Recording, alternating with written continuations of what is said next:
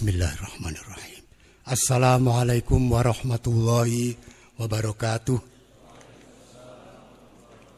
Alhamdulillahirabbil alamin. Wassalatu wassalamu ala asrofil anbiya'i wal mursalin sayyidina Muhammadin wa sahbihi ajmain, amma ba'd. Yang saya muliakan para jamaah tarawih Masjid Salman, para dosen, para pengurus YPM, para mahasiswa dan hadirin sekalian, serta hadirat sekalian yang dimuliakan Allah. Alhamdulillah malam hari ini saya bisa hadir di Masjid Salman untuk mengikuti tarawih. Mungkin sudah 40 tahun yang lalu ya, saya baru bisa tarawih lagi di sini. Dan jumlahnya luar biasa banyak. Zaman saya dulu yang sholat tidak banyak ya. Bahkan ini belum ada. Dulu bukit situ. Dan memang zaman dulu tidak banyak orang sholat. Tidak seperti sekarang. Ketika saya SMA, ketika saya mahasiswa, tidak sebanyak sekarang. Berarti rakyat Indonesia tambah Islami, tambah agamis, tambah religius. Begitu ya kira-kira ya. Nah, saya ingin mencoba membuat perbandingan dengan negara lain. Izinkan saya mengutip sebuah survei dari Profesor Rias Hasan dari Australia. Survei itu respondennya 4.500 di Indonesia, di Mesir, di Pakistan, dan di Kazakhstan. Ternyata menurut survei itu orang Indonesia yang sholat 5 waktu 96%. Tinggi. Di Mesir 90% lebih, tapi di bawah kita. Di Pakistan 60 sekian persen. Di Kazakhstan 25%. Jadi dalam hal ini kita termasuk religius. Kemudian pertanyaan lain, berapa banyak yang berpuasa Ramadan? 99% di Indonesia itu. Di Mesir juga 99%. Di Pakistan ya sekitar itu juga, 90-an%. Di Kazakhstan 60%. Gitu. Nah, ada juga pertanyaan mengenai berapa banyak yang membayar zakat. Di atas 90% juga. Jadi bisa dianggap bahwa kita religius. Benar enggak itu? Kalau ukurannya ibadah mahdoh, iya. Tapi coba kita lihat ukuran yang lain. Saya ingin mengambil hasil survei Kementerian Agama oleh Badan Litbang tahun 2014. Dari 10 indikator indeks kesalehan sosial yang masuk kategori baik, hanya 2. Yaitu untuk, jadi yang disebut baik itu angkanya di atas 60%. Hanya untuk masalah demokrasi dan menghormati perbedaan. Itu kategori yang masuk baik itu hanya untuk demokrasi dan menghormati perbedaan. 8 indikator lain masuk kategori rendah, di bawah 60. Pertama misalkan kepedulian sosial, kedermawanan, tidak memaksakan kehendak, good governance, mencegah kekerasan, konservasi lingkungan, dan restorasi lingkungan. Tadi kan saya sampaikan menurut survei dari Australia itu yang membayar zakat 90%. Tapi survei Kementerian Agama mengatakan kedermawanan umat Islam rendah. Yang benar yang mana ini? Nah, tadi mengenai zakat enggak jelas itu. Apakah zakat fitrah, apa zakat mal? Kira-kira zakat fitrah. Kalau ada yang enggak baca zakat fitrah, itu kebangetan ya. Jadi mestinya itu. Nah, apa betul kedermawanan kita itu rendah? Bagaimana kita mengukurnya? Saya ingin mengangkat data dari Badan Amil Zakat Nasional Basnas. Tahun kemarin, tahun 2014, jumlah zakat infak sodakoh yang terkumpul 3,2 triliun. Ini cukup tinggi. Tahun ini targetnya mendekati 5 triliun. Saya masih ingat angka tahun 2005. Waktu itu jumlah zakat yang terkumpul melalui BAZ dan LAS angkanya mencapai 250 miliar.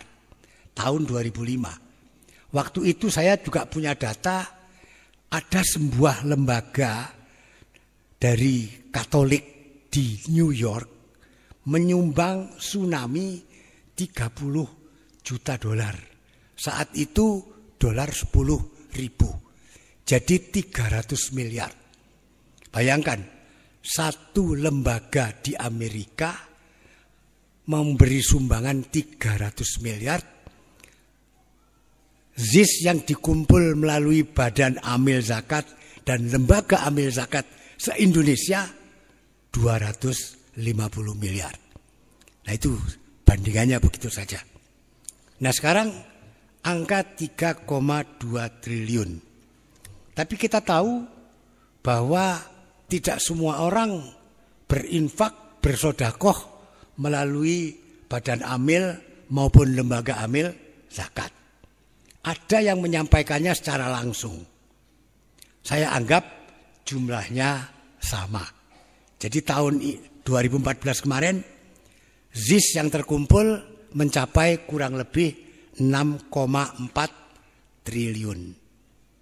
Pertanyaannya tinggi atau tidak tinggi? Ini kan tentunya harus diperbandingkan. Harus diperbandingkan dengan potensi yang ada. Oke. Terus bagaimana kita tahu potensi ZIS Indonesia itu berapa? Menurut Islamic Development Bank IDB diperkirakan potensi ZIS Indonesia itu mencapai angka 217 triliun. 6,4 dibanding 217 triliun, berapa persen itu? 3%. Tapi angka itu menurut saya terlalu tinggi. 217 itu. Nah, berapa yang benar? Saya juga nggak tahu. Tapi saya punya pendekatan lain. PDB kita 1 triliun dolar. Berarti 13.000 triliun rupiah. Uang yang beredar di Indonesia itu ada sekitar 4.000 triliun. Nah, saya anggap yang menjadi pihak yang mampu membayar zakat infak sodakoh, saya ambil 20%. Jadi angkanya menjadi 20% kali 230 triliun menjadi angkanya 1.300 triliun ya, kali 20% angkanya menjadi 260 triliun. Saya anggap membayar 2,5%. Berarti 2,5% kali 260 triliun angkanya 2.600 triliun, angkanya mendapat 60 sekian triliun. Jadi yang kita kumpulkan 6,4 triliun dibanding 60 sekian triliun kurang lebih 10%. Jadi kecil. Jadi kesimpulan Balitbang Kementerian Agama bahwa kedermawanan kita ini rendah adalah benar. Jadi itu. Nah sekarang mari kita koreksi. Saya juga ingin mengambil sebuah tulisan tahun 1940 yang ditulis di majalah Al-Manar di Kairo oleh Syekh Shakib Arsalan. Bukan pemimpin redaksinya Syekh Rashid Ridho. Waktu itu ada pertanyaan dari Indonesia, dari Solo. Kenapa umat Islam tertinggal dan umat Barat, orang Kristen itu maju? Banyak, jawabannya banyak. Nah, saya yang tertarik itu yang terakhir kesimpulan dia. Kesimpulan dia, kesediaan umat Islam untuk berkorban bagi agamanya rendah bila dibanding dengan kesediaan umat Nasrani berkorban bagi agamanya. Saya tidak tahu apakah ini masih sama sekarang ini. Tapi coba kita bandingkan. Tadi kan kita bandingkan lembaga di New York mau membantu korban tsunami 300 miliar.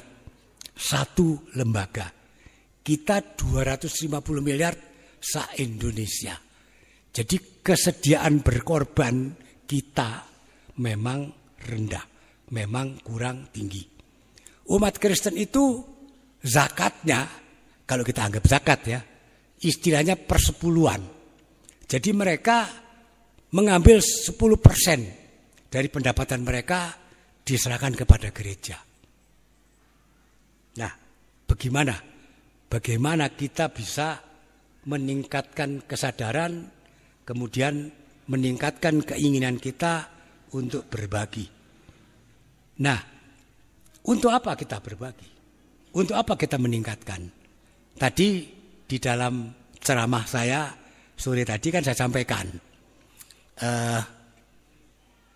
hasil World Nutrition Report bahwa yang gizinya buruk 5%, yang kurang gizi 15%. Gizinya buruk ini berarti tidak bisa makan. Hadis Rasulullah ada yang berbunyi, tidak sempurna iman umat Islam apabila mengetahui tetangganya tidak bisa makan dan dia tidak menolong. Nah sekarang kalau saya tinggal di Jalan Teguh Umar Jakarta, tetangganya Bu Megawati, tentu tidak ada tetangga saya yang kelaparan. Iya kan? Mungkin di seluruh Menteng tidak ada yang kelaparan, malah berlebih-lebih makannya. Tapi tetangga menurut saya enggak begitu ukurannya. Tetangga itu ya mungkin satu kabupaten, mungkin satu provinsi, mungkin satu negara. Itu sesama, dan orang tadi 5% itu 90% orang Islam. Jadi kita punya kewajiban menolong itu. Cuma kita enggak tahu kan. Kita enggak tahu ada saudara kita yang enggak bisa makan. Kenapa kita enggak tahu ya? Karena memang tidak sebarluaskan. Kita lihat, wah, mall penuh, bioskop penuh, mobil baru jejer-jejer sampai Bandung macet, gitu kan? Lapangan terbang juga penuh, semua penuh. Jadi kita anggap baik-baik saja. Ternyata tidak. Banyak saudara kita yang nggak bisa makan. Mestinya negara yang ngurusi ini, tapi negara tidak sanggup. Negara tidak sanggup. Jadi mestinya kita yang membantu mereka untuk bisa memperoleh gizi yang cukup. Nah kami di Tebu Ireng mulai langkah itu, kami mempelajari gizi dan memberikan penyuluhan kepada orang di sekitar pesantren Tebu Ireng. Tebu Ireng itu letaknya di Kecamatan Diwa. Di Kecamatan Diwa itu penduduknya 100.000. 100.000 ada 10 desa kalau tidak salah. Jadi 100.000 dibagi 10. 10.000. 20% yang kurang makan. Jadi 2.000 orang yang kurang makan.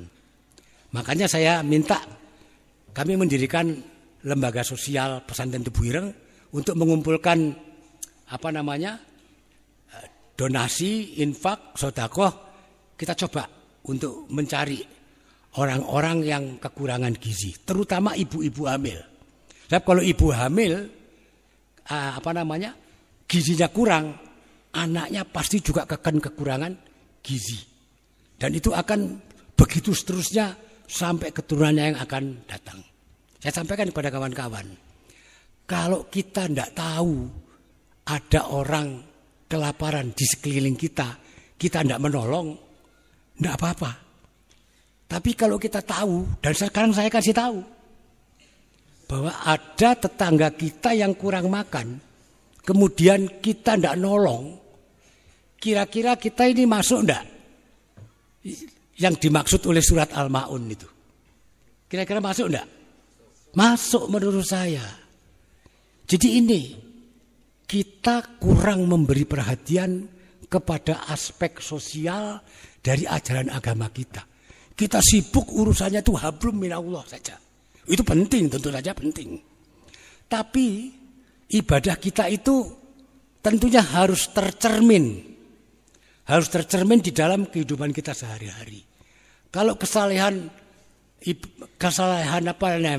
ritual, kesalahan dalam ibadah mahdoh kita tinggi, tapi kesalahan sosial kita rendah, menurut saya ada yang keliru. Kita harus mau mengoreksi diri kita. Kita harus mau menelisik apa yang salah dari kegiatan kita. Nah, mudah-mudahan yang saya sampaikan ini bisa dipahami dan mudah-mudahan menggerakkan kita. Seberapapun kita punya untuk membantu. Sebab kalau bukan kita yang membantu, pemerintah tidak sanggup. Pemerintah tidak sanggup. Sekarang ini pemerintah untuk membayari BPJS saja itu cuma 20 triliun saja udah bengok-bengok. Bengok-bengok itu apa bahasa kita ya? Teriak-teriak gitu kan. Apalagi ngasih makan gitu. Padahal menurut undang-undang dasar itu kewajiban pemerintah. Kalau tidak mau ya jangan jadi pemerintah, kalau menurut saya begitu. Iya, itu pesan undang-undang. Negara kita kaya, tapi rakyatnya miskin. Ini yang salah siapa? Masa Belanda yang salah? Iya, Belanda nggak mendidik kita dengan baik mungkin kan. Kalau yang dijajah Inggris seperti Malaysia itu baik gitu. Jadi kita sama Malaysia aja kalah. Malaysia pinter memilih penjajah, kita tidak.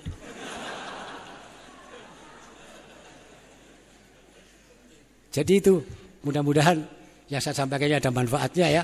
Mudah-mudahan bisa kita renungkan, kita resapkan dan insya Allah akan kita ikuti dengan tindakan-tindakan. Rasanya cukup.